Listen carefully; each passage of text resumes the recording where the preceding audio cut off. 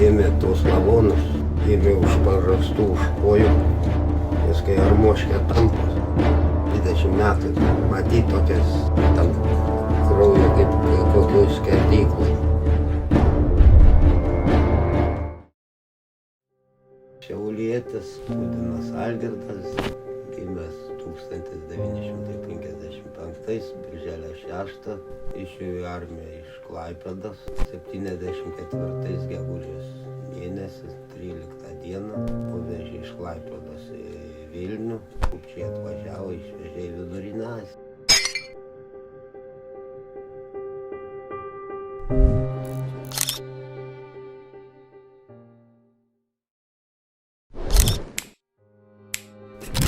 Ką, užaugau, sulaukiau 19 metų, mokiausi Klaipėdą. Gavau šaukimą rusiškai pavėskį armiją, komisariatas atsiuntė. Na ir ką ten, mes komisiją praėjom, gegužės 12, susirinkom Klaipėdos geležinkelio stotį, traukinius vadinai Kaliningrad, Maskva iki Vilniaus davežė, ten tas surinkimo punktą. Tu visus smulkmenų nelabai prisimenu, bet po 2 dienų, ant 3 kažkur jau atvažiavo tie kupčiai vadinami. Nu, iš visos Tarybų Sąjungos, ten, iš karinių tų dalinių, kaip mes vadindavom, pirkti tuos mumis, tuos jau būsimus kareivius.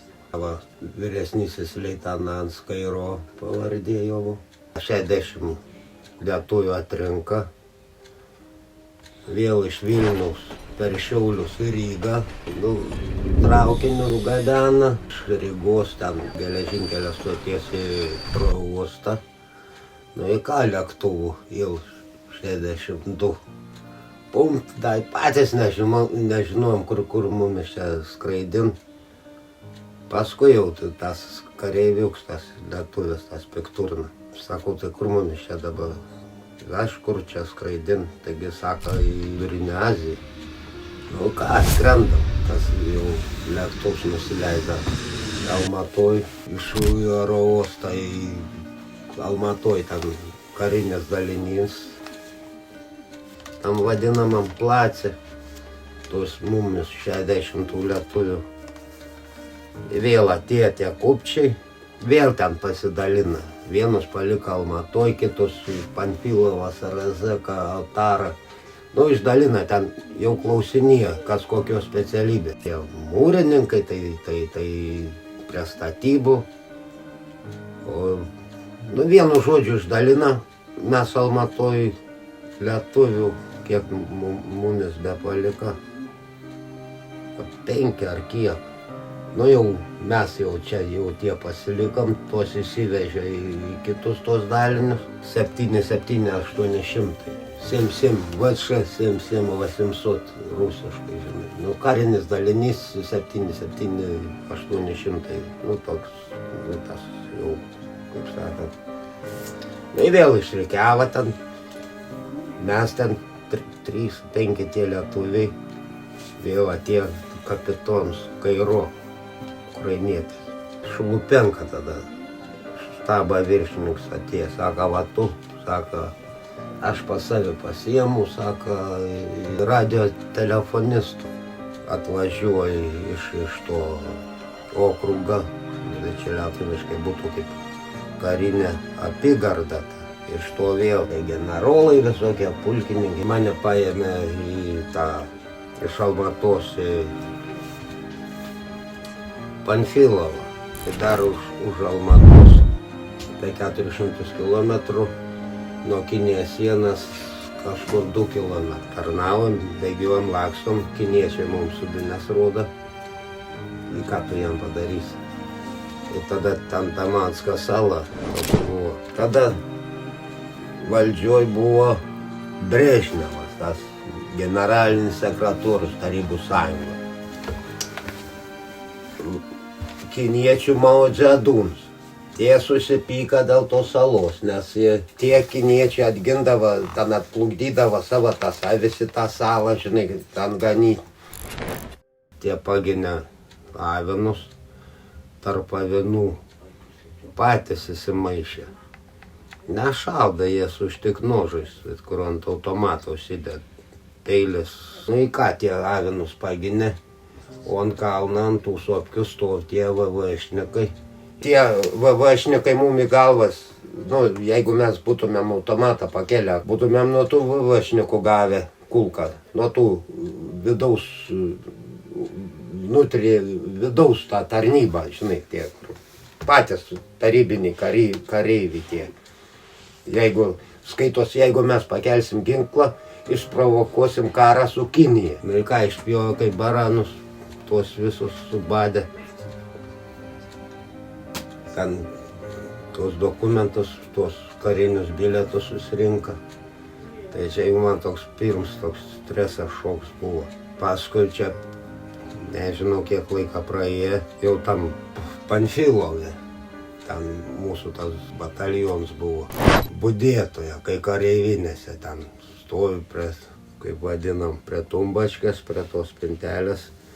Tur kareivis budėt visą, nu, visą parą ten paskiria tuo budėtoju, ten keičiasi kas 4 valandas. Ta siaurakė paskiria tas, kuris tau stovės pysti. Kažkur užmigai kampą įlindęs. Kiniečiai vėl pateliukais su tais štiknožais. Bet žuvė nei jokio garso nebuvo. Visus išpijojo kaip paršus. Grįžtų ant kraujo kaip kokioj skerdykloj. Pristumė Zilą 131. Ėmė tos lavonus. Taigi jiems 20 metų matyti tokias gyvulį paskerstą ten, kokį matai jau negerda. Ėmė už pažastų, už kojų, jis kai armoškė tampo. Dokumentai irgi surinkti. Nu į ką, taip negerai man. Kam ten jau galėjo gerai pasidaryti. Irgi ten paleik, nu ką tu ten atpažinsi, jeigu jis tiek kaip šnicelis jau iš jo padarytas, ką tu bet skirsi, jis lietuvis, jis rusas, ar jis dar koks. Nu tai vat, sakau, jeigu man tokia lemtis būtų, tai vat ant rankas įsibadžiau tatuiruoju. Su tušu iš gitaros stygas pasidarėm. 3 surišį padariau Lietuvos sūnus. Jeigu čia veidą kūną subadys, tampysios kai armoškė, bet gal ant rankas pamatys, ką Lietuvos sūnus, tai nors žinos, kai iš Lietuvos esu. Buvau paskui atostogų gavęs, to visą įvykį, suteikė seržantą laipsnį. Ir ką, turėjom pasirašyti 5 metų tokią kaip pasižadėjimą, ką apie tai niekam nekalbėsim grįžę jau, nu, po demobilizaciją, jau po tos tarnybą. Ir va, 5 metus, dabar po 50 metų prabilu. Baigiau tarnybą, va, net laikrodis.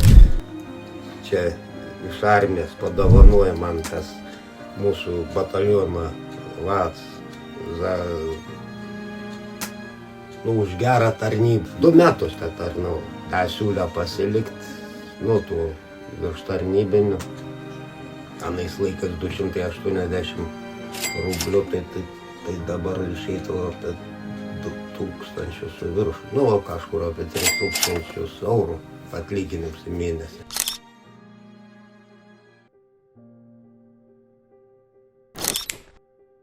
Tai vieną kartą buvom ten, tie ungūrai ten gyvena, irgi tuos baranus, česnakus augindavo. Mes ten pušinėjom, žiūrim tą bandą tų avinų, kokį 1000 su viršum. Sako, rebeta, nu, vaikinai gal galėtumėt padėti. Ką, taip nėra ką vykti. Sako, česnakus reikia nurauti. Davai. Padėjom nurauti, lepioškių, kukurūzų, tų burbolių virtų, samanės, nu, naminės degtinas, kukurūzų, žinai, iš kukurūzų padaryta. Nu, žiūrim, ant tokio lėkštės didelios, tokia kaip padėkla. Nu, žiūrim, kaip triušis, ką būtų, žinai, aplink kukurūzais apdėta čia tos kareivių įkaliam. Čia, ką tu čia kepsnys taus, pucinam tą kepsnį. Aš buvau ukrainietis dar vienas kažkoks, nebesimenu iš kuris. Bet jau azijietis kažkuris, 3 mes buvom. Kai suvalgėm tą kepsnį, tas jau ungūras, sako, žinot, ką čia valgėt? Nu, sakau, ką? Gal kokį pusvalandį, valandą praėjo. Taigi, sako, šunis čia.